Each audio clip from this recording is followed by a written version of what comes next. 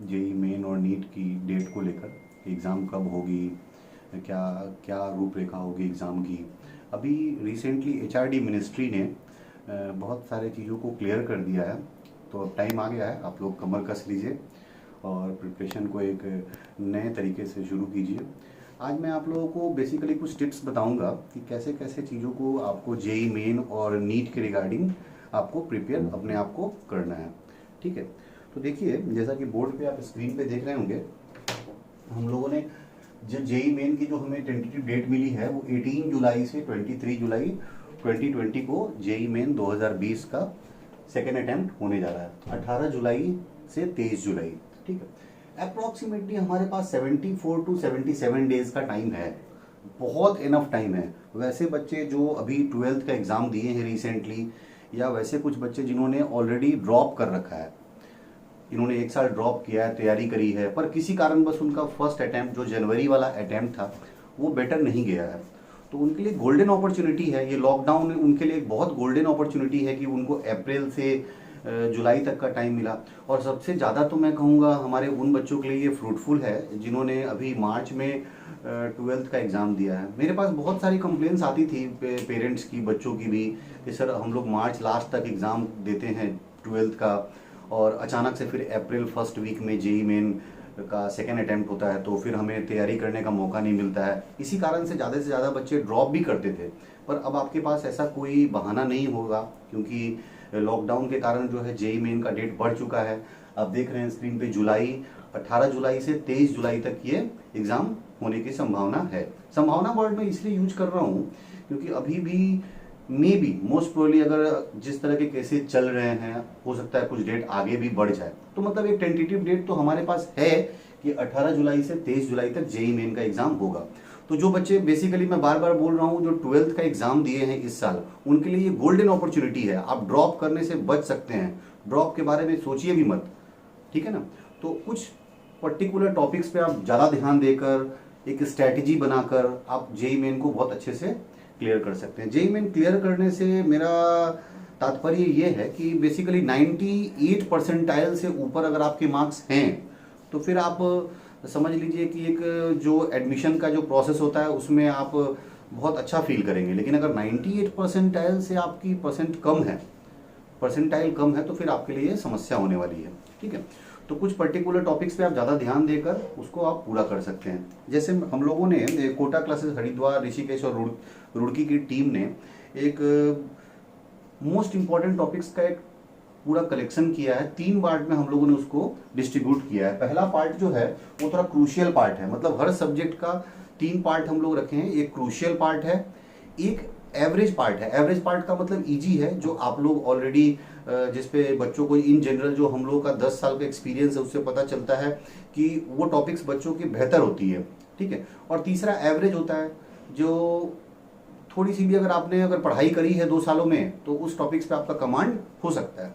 ठीक है, तो मैं हर सब्जेक्ट को, फिजिक्स, केमिस्ट्री और मैथमेटिक्स को 3 पार्ट में हम लोगों ने उसको डिवाइड किया है। First part is most crucial topic. Most crucial topic का मतलब ये हुआ कि उस टॉपिक को आपको उसकी पूरी थ्योरी को, उस चैप्टर्स के हर क्वेश्चंस को बारीकी से आपको पढ़ना पड़ेगा, क्योंकि वो ज़्यादा वेटेज कंटेन कर रहा है। हम लोगों ने जो अभी जो जनवरी वाला जो अटेम्प्ट देखा है उसके आधार पे हम लोगों ने एक ग्राफ बनाया, उसमें देखा कि कौन कौन सा टॉपिक कितने कितने कितने तक का स्कोर कर रहा है। ठीक है ना, तो पहले मैं वो डिस्कस करता हूँ आपके पास। जो मैथमेटिक्स की बात करें तो सबसे पहले हम लोग आते हैं मोस्ट क्रूशियल टॉपिक्स के बारे में। मोस्ट क्रूशियल टॉपिक में हम लोगों ने रखा है प्रोबेबिलिटी इन जनरल। अगर आप देखिए तो अच्छा, अभी जो मैं आपको चीजें बताने जा रहा हूं वो मेंस के लिए ज्यादा फोकस कर रहे हैं हम लोग। ठीक है ना, क्योंकि देखिए एडवांस का टेंटेटिव डेट अभी आया नहीं है। अगस्त तक गवर्नमेंट सोच रही है कि एडवांस का एग्जाम करवाएंगे। कई जगह तो हम लोग ये भी पढ़ रहे हैं, कई व्यूअर्स या कई जो पैनलिस्ट हैं वो लिख रहे हैं कि एडवांस एग्जाम होगा ही नहीं और जेई मेन के आधार पे ही एडवांस का एग्जाम वो लोग मतलब कर लेंगे। तो ज़्यादा बेहतर यही है कि आप मेंस को पहले फोकस करिए, मेंस को और बेहतर तरीके से फोकस करिए। एडवांस में आपको बहुत आउटपुट अपने आप मिलेगा। एडवांस के लिए हम लोग के पास 20-25 दिन का टाइमिंग होगा ऑलमोस्ट, तो उसमें हम लोग एक अलग स्ट्रैटेजी बना सकते हैं, ठीक है ना। तो मेंस के लिए मेरा सलाह सब बच्चों के लिए यही है कि मोस्ट क्रूशियल टॉपिक में आप उस टॉपिक्स में उसको कंसीडर कीजिए, परमुटेशन, कॉम्बिनेशन एंड प्रोबेबिलिटी। ये 2 चैप्टर हैं, पर जब हम लोग पढ़ाते हैं अपने यहाँ तो ये दोनों चैप्टर को साथ ही पढ़ाते हैं, परमुटेशन, कॉम्बिनेशन और प्रोबेबिलिटी। हालांकि कुछ पार्ट इसका 11th में है और कुछ पार्ट 12th में है, बट जो 11th वाला पार्ट है वो बहुत सिंपल है, और जो मेन जो टॉपिक कंसीडर करते हैं हम लोग प्रोबेबिलिटी का, वो 12th में कंसीडर करते हैं। तो मेरा सलाह होगा, और परमुटेशन कॉम्बिनेशन टोटली 11th का चैप्टर है, तो ये दोनों चैप्टर का कॉम्बिनेशन बनाइए, परमुटेशन कॉम्बिनेशन एंड प्रोबेबिलिटी। इससे भी पिछले जितने भी जेईई मेन के एग्जाम हुए हैं उसमें काफी क्वेश्चंस पूछे जा रहे हैं, ठीक है। दूसरा जो सबसे इंपॉर्टेंट टॉपिक आता है वो कोऑर्डिनेट, 2 डायमेंशन कोऑर्डिनेट ज्योमेट्री का सर्कल और कॉनिक सेक्शन का टॉपिक आता है। सर्कल और conic section, circle, parabola, hyperbola और एलिप्स, ये 4 टॉपिक्स इकट्ठे मिलकर कॉनिक सेक्शन बेसिकली होते हैं, और इनसे काफी क्वेश्चंस पूछे जा रहे हैं आजकल। जो आप लास्ट ट्रेंड देखिए जेईई मेन का, या उसके पहले का भी अगर आप जेईई मेन का पेपर सॉल्व कर रहे होंगे, उसमें आप देख रहे होंगे कि 2 डायमेंशन कोऑर्डिनेट ज्योमेट्री से काफी क्वेश्चंस पूछे जा रहे हैं, ठीक है। थर्ड जो मेन टॉपिक आता है वो है डेफिनिट इंटीग्रेशन। मैं इनडेफिनिट इंटीग्रेशन की बात नहीं कर रहा हूं बच्चों, मैं बात कर रहा हूं डेफिनिट इंटीग्रेशन की। डेफिनिट इंटीग्रेशन में एरिया इनक्लोज को भी हम लोग कंसीडर करेंगे।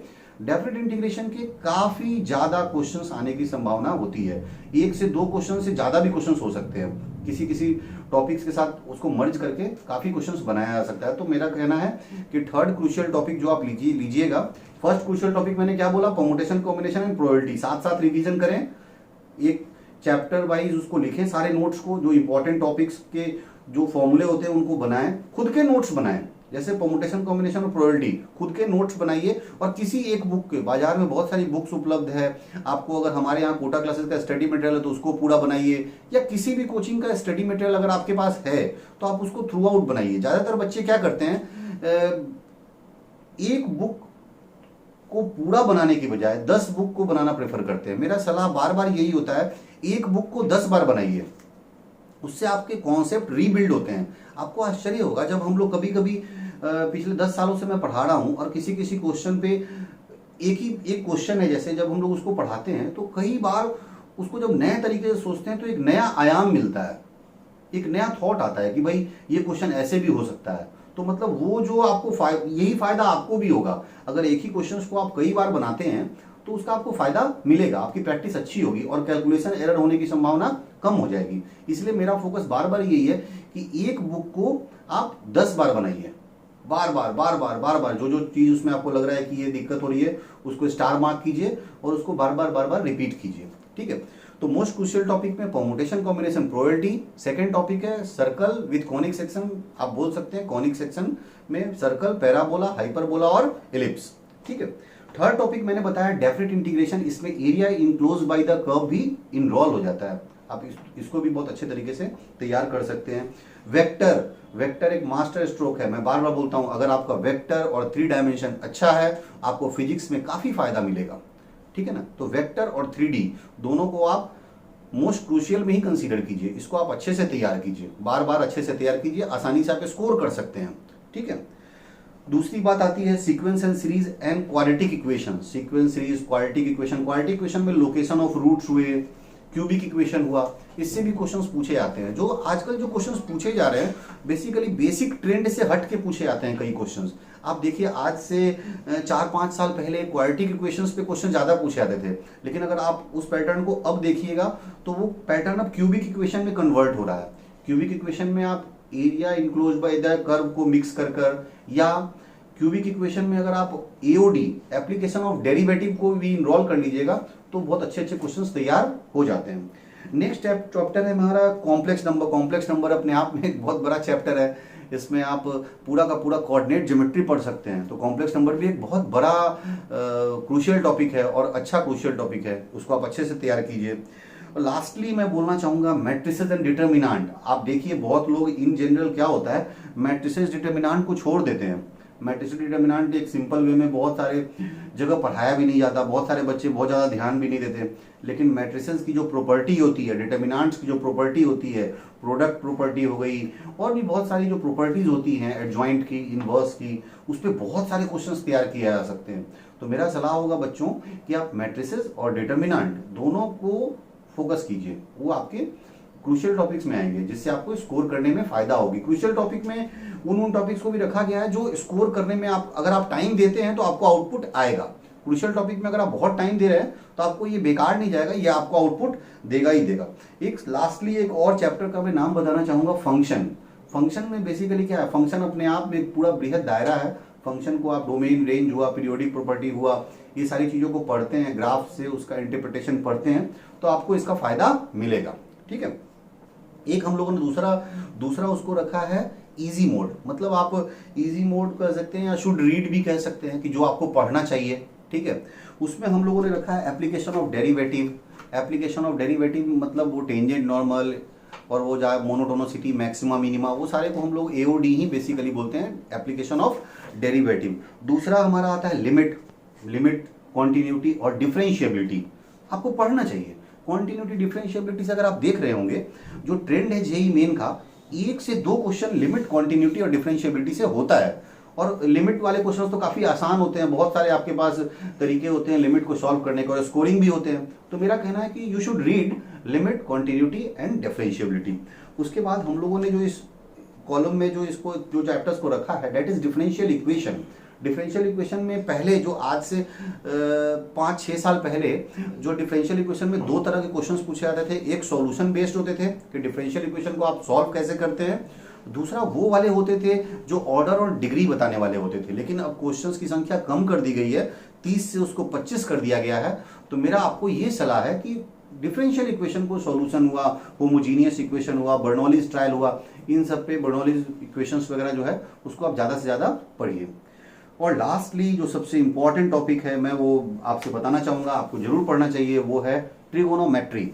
ट्रिग्नोमेट्रिकल आइडेंटिटीज हुआ, उसमें इनवर्स ट्रिग्नोमेट्रिक फंक्शंस भी हम लोग रख सकते हैं। बेसिकली इनवर्स हम लोग फंक्शन वाले चैप्टर में भी पढ़ते हैं, बट ट्रिग्नोमेट्री में आप trigonometric functions, trigonometrical identities, trigonometrical equations, उन सबको एक बार रिवाइज कीजिए।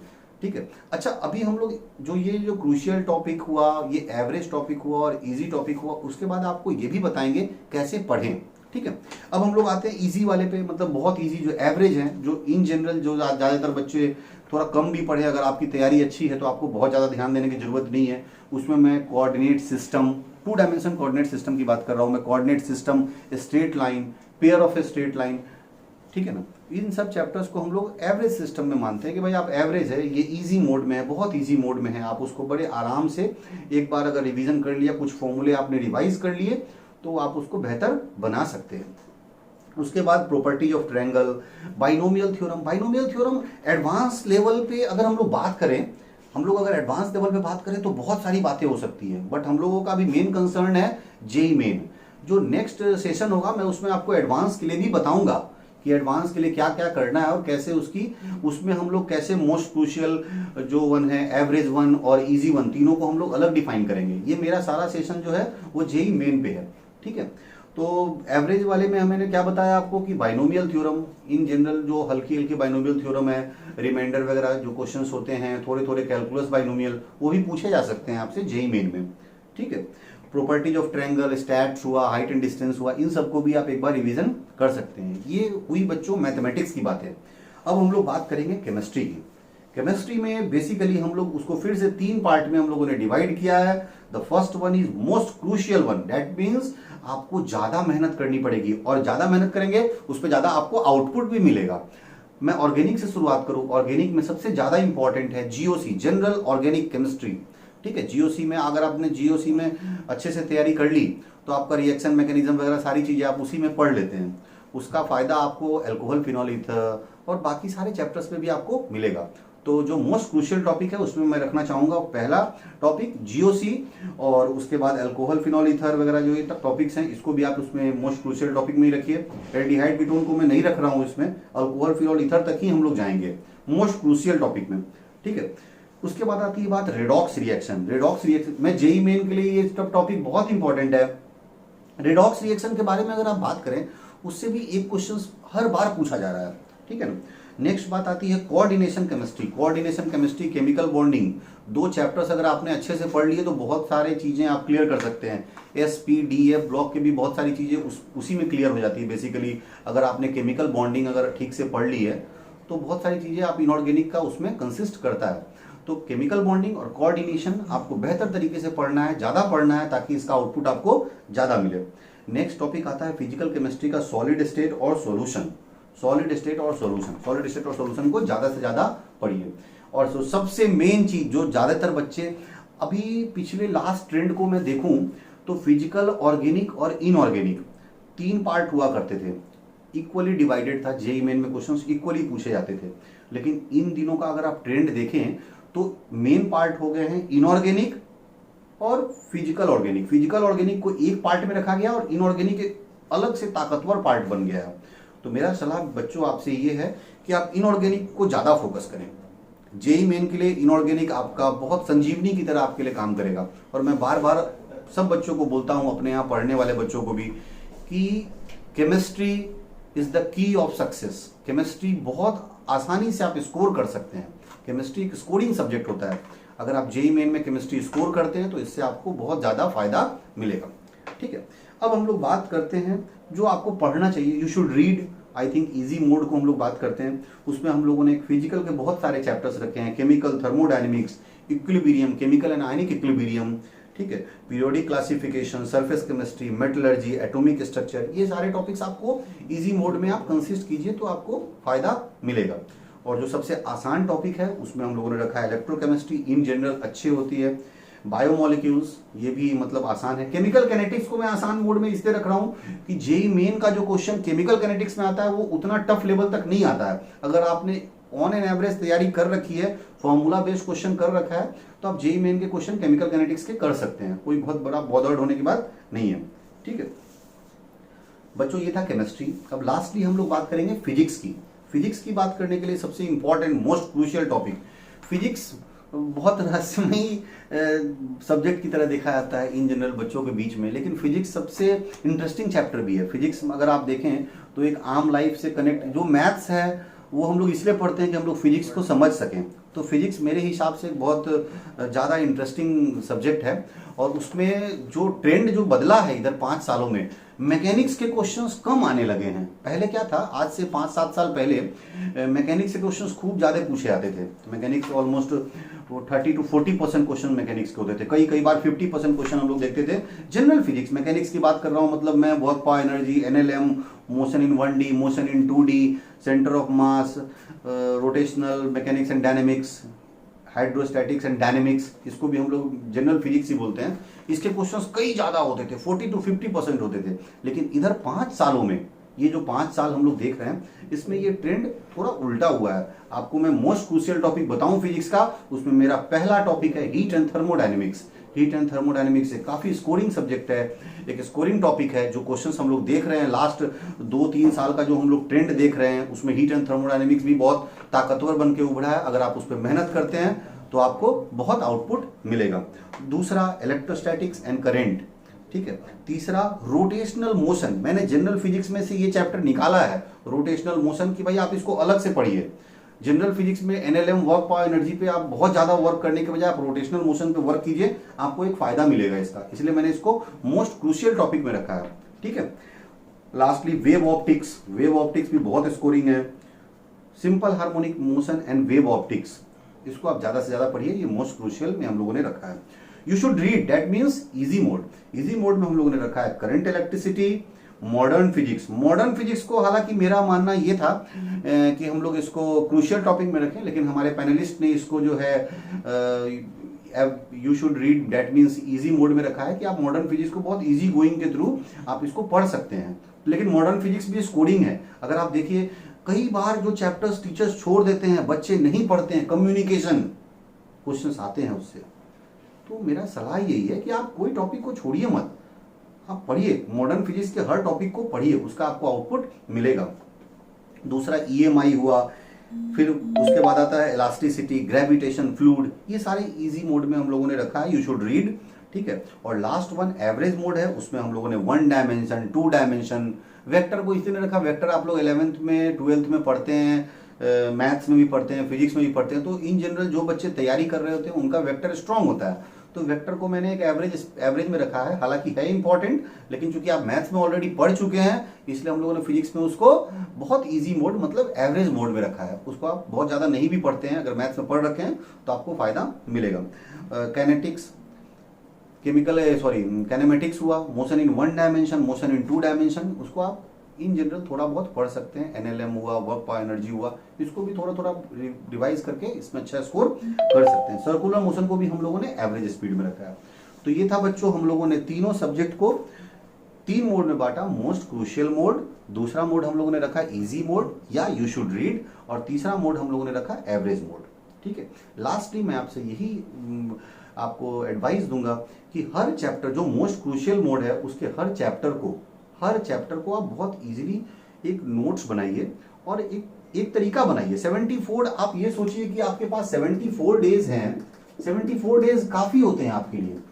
74 डेज में अगर आपने 70 डेज भी, ज्यादा नहीं 5 आवर्स अगर अपने लिए मेहनत करी, बहुत ज्यादा टाइम होता है, 350 घंटे, ये अगर 350 घंटे अगर आपने प्रिपरेशन को दिया तो आपको बहुत फायदा मिलेगा। 350 आवर बहुत होते हैं। और इसमें करना क्या है, कोई भी एक बुक उठाइए, कोई भी एक स्टडी मटेरियल उठाइए, या तो हमारा स्टडी मटेरियल हो, कोटा क्लासेस का हो, या कोई भी स्टडी मटेरियल हो, उसको थ्रू आउट बनाइए। जो नहीं बनता अपने टीचर्स से पूछिए, अभी ऑनलाइन मोड में आप कहीं भी पूछ सकते हैं। लॉकडाउन ने हमें अच्छी चीज ये सिखाई है कि आप अपनी समस्याओं का समाधान खुद भी कर सकते हैं। कई बार हम लोग लॉकडाउन से पहले ना छोटी छोटी चीज़ों के लिए दूसरों पे डिपेंडेंट थे, लेकिन लॉकडाउन के ये जो 40-50 दिन बीते हैं इसने ये सिखाया है कि हम अपनी समस्याओं का, लोग अपने हेयर कट खुद कर रहे हैं। सोचिए छोटी छोटी बातें कितनी ज़्यादा इंपॉर्टेंट रखती हैं, जिस पे हम लोग दूसरों पे डिपेंडेंट थे, अब हम लोग खुद ब खुद करने लगे हैं ये चीज़ों को।